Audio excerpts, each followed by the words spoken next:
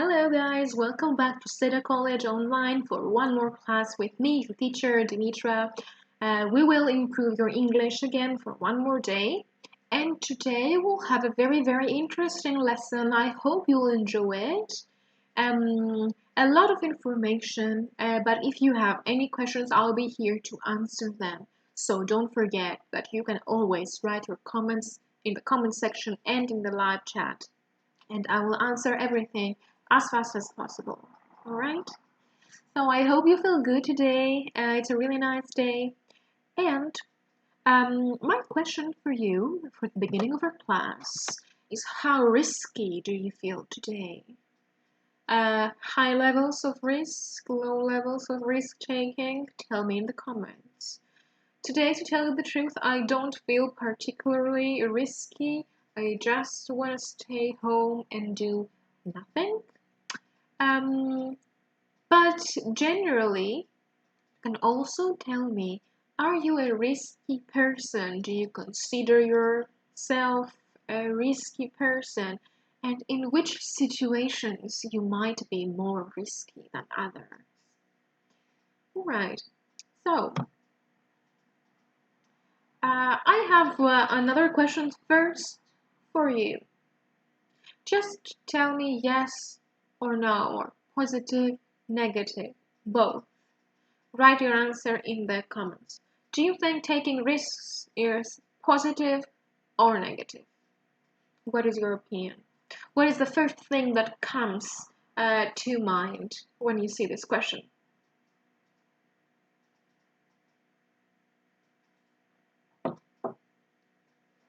Now, personally, the first thing that came to my mind was negative. But the truth is, risks can be positive. There are different types of risks. And I have here some information from a goodnet.org article. You can see the link below if you want to read it, if you want to read the full article. But I have focused on a few excerpts here. So let's read together. This is the first one. One reason why risks are positive and why maybe you should start taking risks.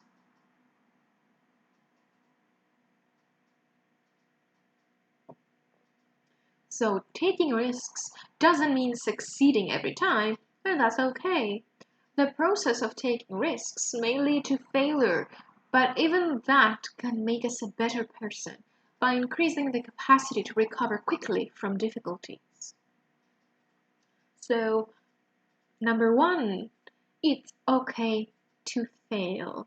You can't stop taking risks because you're afraid you're gonna fail. It's fine.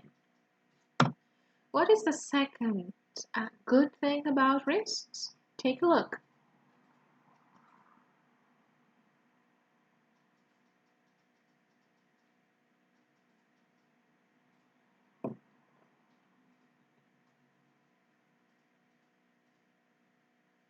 So failure might turn us into better people, but that doesn't make it any less difficult to take risks. It turns out that building confidence can help in overcoming the fear of risk-taking. So it's a very good idea, guys, to try and take risks and don't be afraid of failure because failure can help you build your confidence. You might become very confident in taking risks at some point. And reason number 3, let's take a look.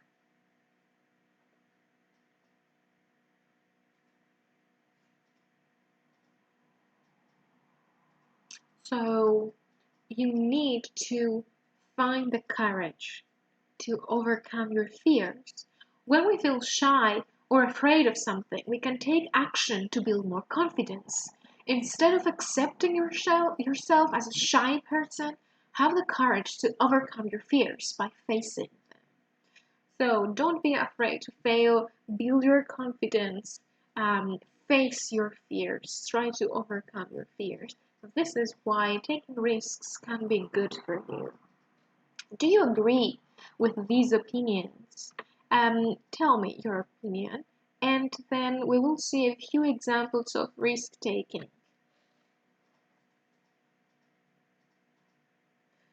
So, I have 9 examples here of situations. I want you to tell me 2 things. First, if you think this sentence refers to risky or not risky situation. So you can type R for risky and NR for not risky. Okay, you can write number 1, NA, number 2, R, NR, sorry. And my second question is, do you feel that one of these sentences or many of these sentences represent you? For example, maybe you feel that number 1 is true for you. So you can type, these are true for me, 1, 5, 6, 7. Okay, so I want to see what are some traits of your character.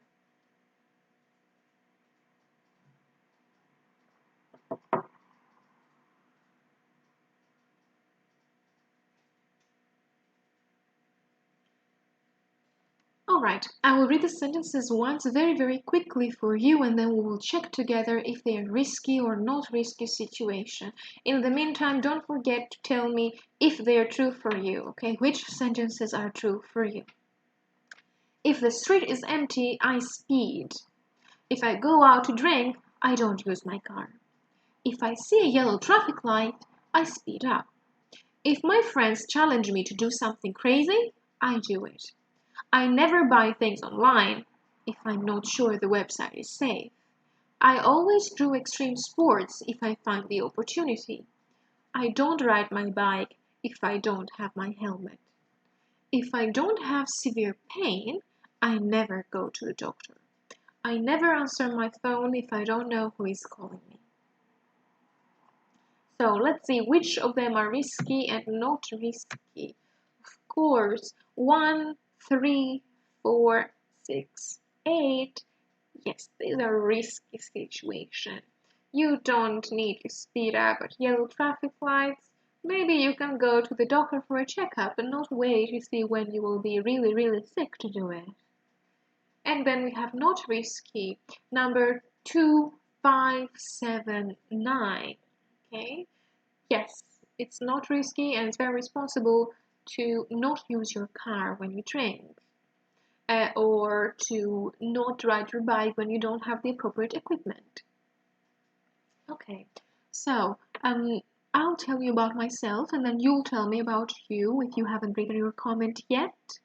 The sentences that are true for me is, let's see, number 5, I'd say, so kind of not risky.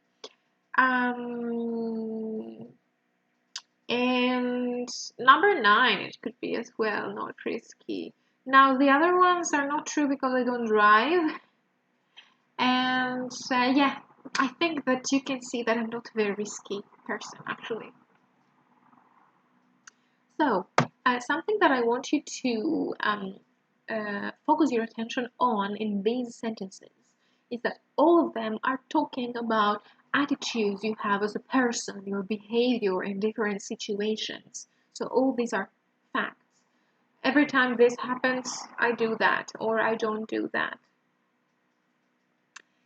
So I don't know if you answered to this question beforehand. When do you take risks? Because, for example, I told you that I'm not a very risky person when it comes to extreme sports or driving, etc. But I am a risky person when it comes to career choices or when it comes to taking choices like moving abroad. So there can be different areas that you are risky and areas that you are not risky. So tell me which areas you are risky in and which you are not risky in.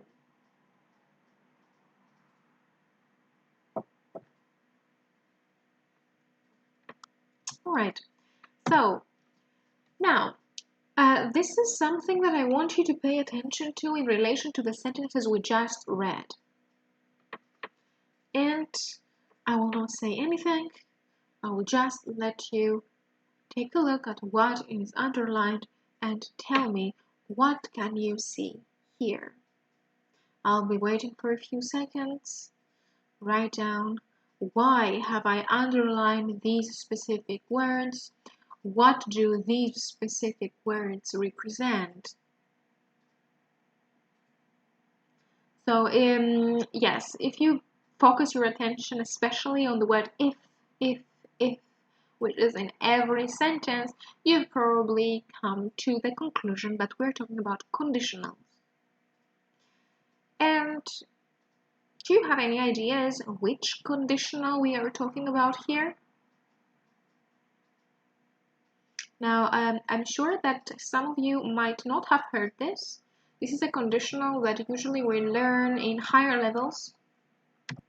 It's the zero conditional. So apart from the 1, 2, 3, we have the zero conditional, which is pretty simple actually, and I don't see why we wouldn't learn it in lower levels. The form of the zero conditional is really simple. It just talks about facts. Okay, we usually use present tenses throughout the sentence. If you see the first example, if the street is empty, I speed. So this is something that happens every time the street is empty. It's a fact.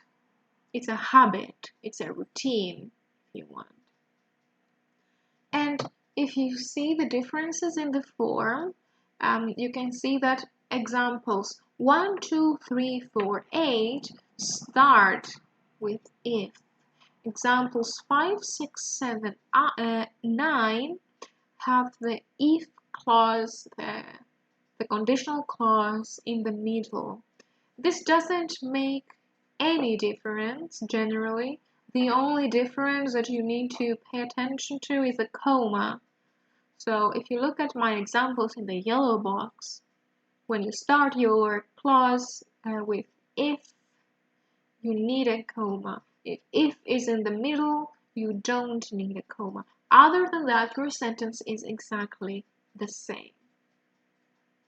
And because all these situations expressed by the zero conditional are facts, things that usually happen or always happen, you could very well and very easily actually change all the ifs with the word when, or maybe every time. When the street is empty, I speed. It's a fact. Okay? When I go out to drink, I don't use my car. It happens every single time. So I want you to keep that in mind, okay? And something else that I want you to focus on here is this short text. I have two questions for you. The first question, after you read the text, tell me, which sentences are conditional? And my second question, which sentence is the classic first conditional and why? I'm sure you have all heard and learned the first conditional at some point in previous levels. So let's take a look at the text together and you can type your answers in the comments. Okay? If you want to do it, do it. But if you ask me, I completely disagree. When you have to make such a serious decision, you should think about all the pros and cons before deciding. And if you think carefully, you'll see that I'm right. So you can see that I have split the sentences as well for you after each sentence. Okay, so we have 4 utterances overall. I want you to tell me which of these 4 are conditionals and why, and which of these 4 is the first conditional and why. So you can number them if you want. 1, 2, 3, 4.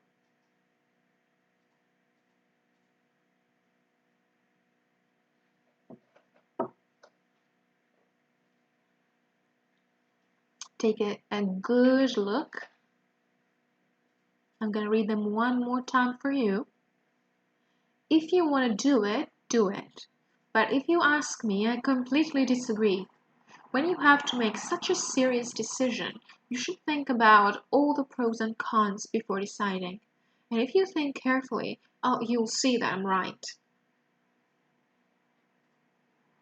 So imagine that here we're in a situation where somebody is about to take a very risky decision, and they have a dialogue with a friend, a family member, maybe a partner about this decision and if it is the right decision. So, which of the sentences are conditionals? All of them are conditionals. And you don't need to focus only on the word if. We said that when can be a conditional if you have a main clause and a result clause. Okay, so here your conditional clause is when you have to make a decision, like if you have to make a decision, you should think about the pros and cons. You have the condition and the result. Okay, so generally, I want to tell you as well that in the books we usually have very specific rules about the conditionals, but the conditionals are used in so many different ways and they are really flexible, to tell the truth. So you don't need to feel afraid about using the conditionals because the majority of the conditionals we use do not follow the very specific rules that we learn, and I will show you some of them now. And which is the first conditional? It is the last one, of course, because you have the clear future sense. Okay, but again, this is the classic, as I said, first conditional. But let's see. Next to the sentences, I have written the use. Why do we use it? In which situations do we use conditionals? Most of the times we learn that, okay, the zero conditional is about facts, and the first conditional is about possibility in the future. And that's that. But this is not really helpful if you don't know in which situations you can use it. And there are so many different situations. And you can see some of them here. You can use it to give emphasis or to support someone. If you want to do it, do it. Okay, I show you my support. But if you ask me, I completely disagree. Now, if you start a sentence with, if you ask me, of course, that shows opinion. It's a very common use.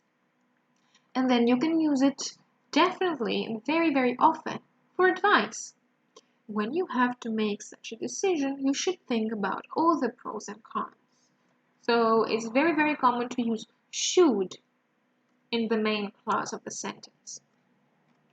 And if you think carefully, you'll see that I'm right. That's a classic prediction. Okay, nothing special here. You have if, present, and future. And of course, this is the usual thing that we learn, but don't forget that instead of future tenses like will or is going to, you can also use many modals like may, might, should, can.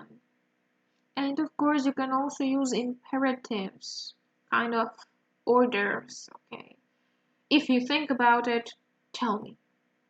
So you just use the verb with no subject. Let's just see an example here, okay? A classic example, really. If it rains, I'll get the bus. So we have a plan for the future. I know or I predict it's going to rain, and in that case, I plan to get the bus. Don't forget the comma in that case, and then you could say, I may get the bus, I can get the bus, I should get the bus, kind of advice to myself. Now, if you choose to reverse the clauses, And if is in the middle, you don't need a comma, remember that.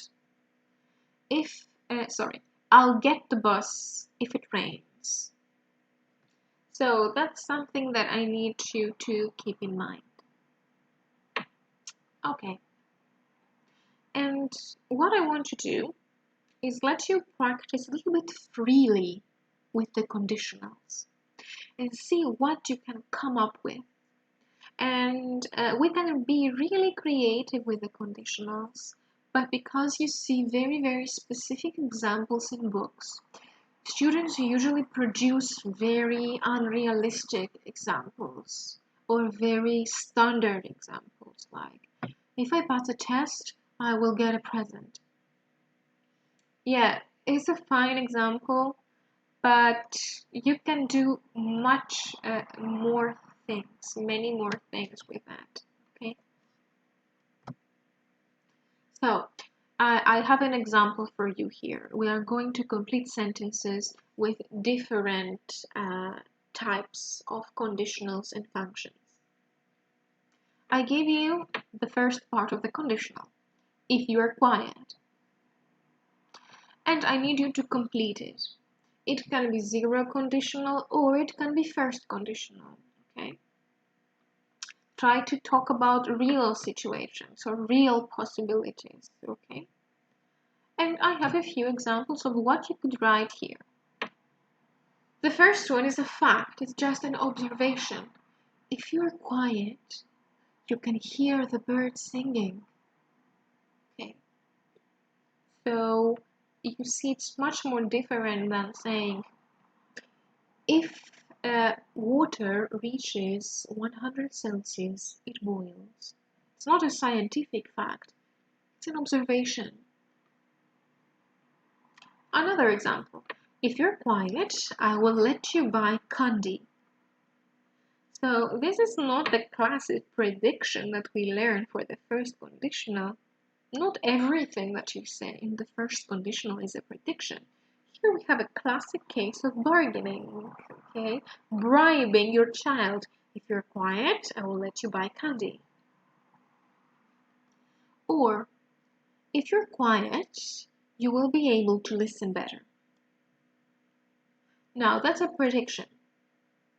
Or, it could be kind of observation, a way to attract someone's attention. So imagine I am the teacher and somebody is talking during a listening. I want to attract their attention politely. So I might say, if you're quiet, you will be able to listen better, okay?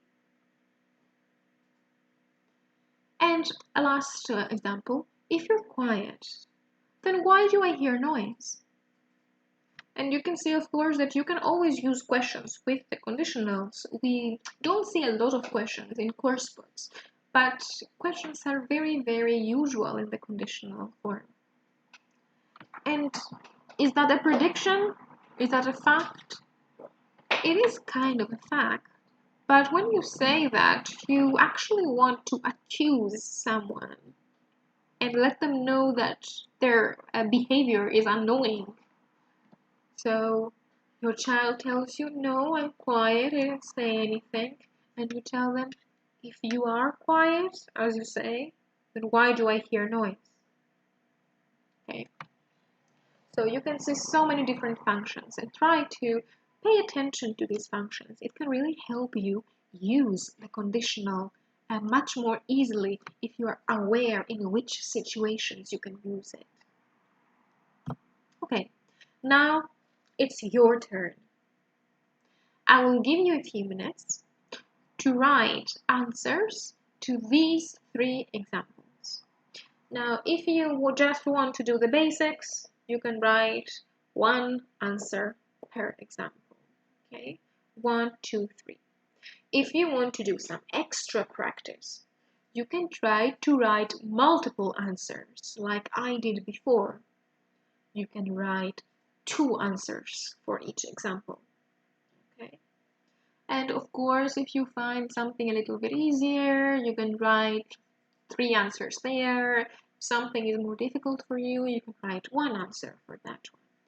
So take your time And don't forget to type your comments in the comment section for me to read them, okay?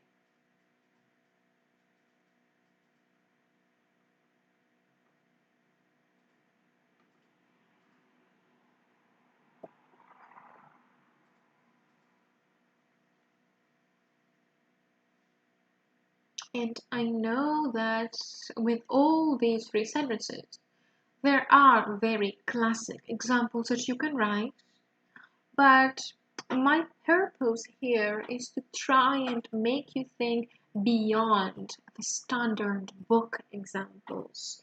Try to think of realistic situations in your life.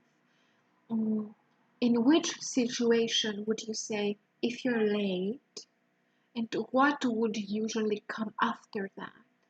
It might be different from personality to personality. Like a calmer person could say something different than a more aggressive person. So you can think, this is a trick that you can use. Think about what different personalities would say in a situation like that.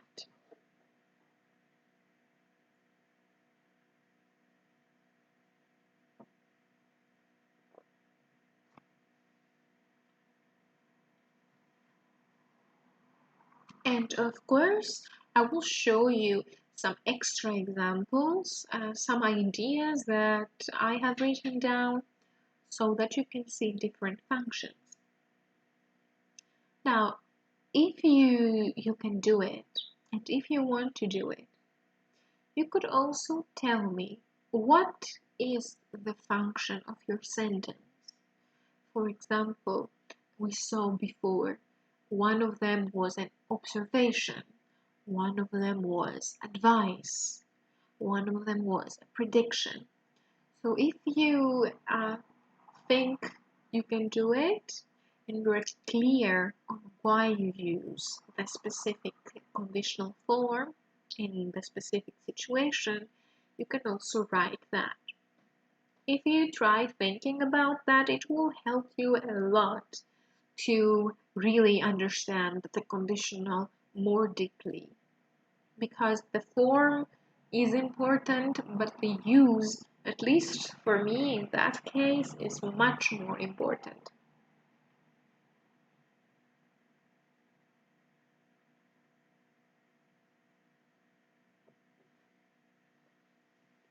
Okay, so let's see a few examples. We'll just see the first sentence now, so if you want to continue writing examples for number 2 and number 3, you can.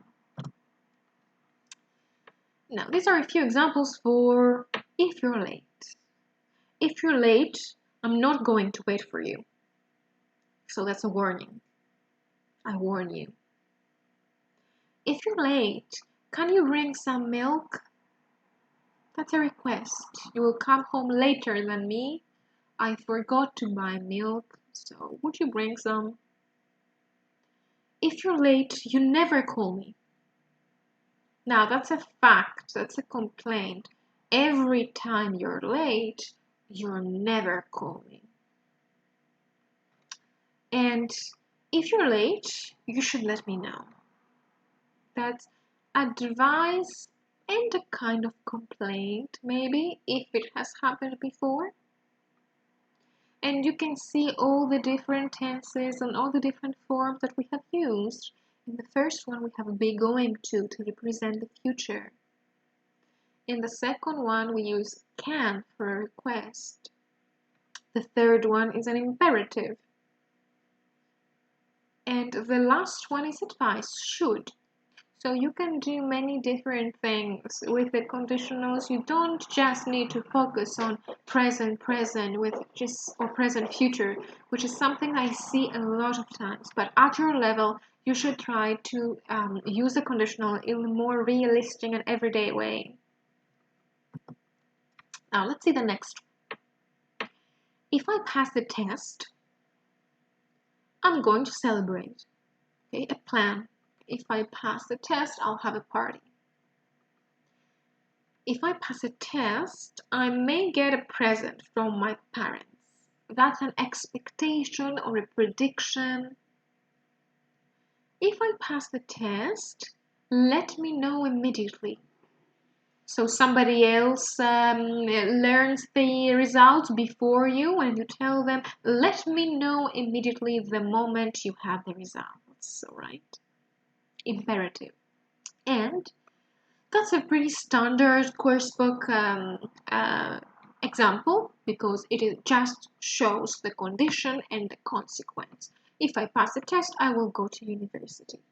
But this is not a very realistic sentence, really. You wouldn't say, if I pass the test, I will go to university, because everyone knows that this is the natural consequence, the natural expectation of passing the test. All right. And the last one, if you're not telling the truth, I'm going to find out and expose you. So that's a threat or a warning.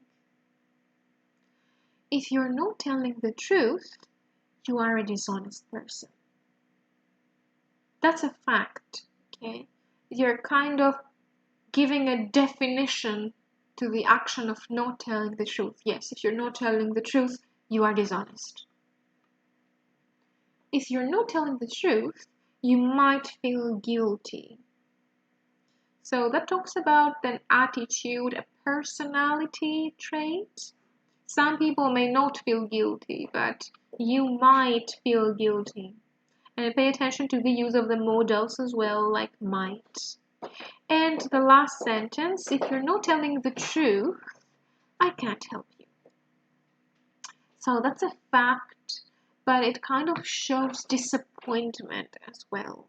Okay? If you don't trust me, sorry, I can't do anything for you. So you can see here a few different cases of using the conditionals. And I want you to tell me, did you have in mind all these different uses of the conditionals? Did you know them unconsciously, but you had not realized that we can use them with so many different meanings? And also tell me, do you find it difficult to be creative with the conditionals? Do you still use the present and present future? Or you are trying to be more free and creative by using modals and imperatives and different functions? Because that's what you should be aiming at that stage. Alright, before we finish, I have a last thing that I want to focus, and it is related to phonology, to the intonation, which means our voice, our pitch is rising or falling when we pronounce, when we say a conditional sentence. Usually what happens, of course, it can change according to your tone, but the standard intonation is that the conditional clause would have a rising intonation and the main clause would have a falling intonation. So here you would say, if you're not telling the truth, you are a dishonest person. Okay. If you're not telling the truth, I can't help you. If you're not telling the truth, you might feel guilty. So that's a pretty standard intonation that will be of help most of the times. And it's good to keep in mind because we don't want you using conditionals, pronouncing them like robots, completely flat. It's nice to have a rising and falling pattern in your pitch, in your voice. So try to practice that a little bit more as well. Alright, so this was our lesson for today. I know it was kind of different because we had a lot of focus on grammar today, which was our main focus. So tell me if you enjoyed it. Let's recap. we did a really short reading for the general idea. We focused on the zero and first conditional. We practiced writing conditional sentences. And we also saw a little bit of pronunciation, the rise, fall, intonation of the conditional sentences. So what did you learn today? Did you like that our lesson was mostly grammar focused? Would you like to see more such lessons in the future? Or you also prefer working on different skills throughout the class, like reading, listening, writing, pronunciation? Alright guys, so I was really glad to be with you today, and I hope you will be here with me in the next classes. And don't forget that you can also go back and watch again our previous classes if you want to revise. Alright guys? Thank you very much. Have a great rest of the day and see you next time. Bye bye.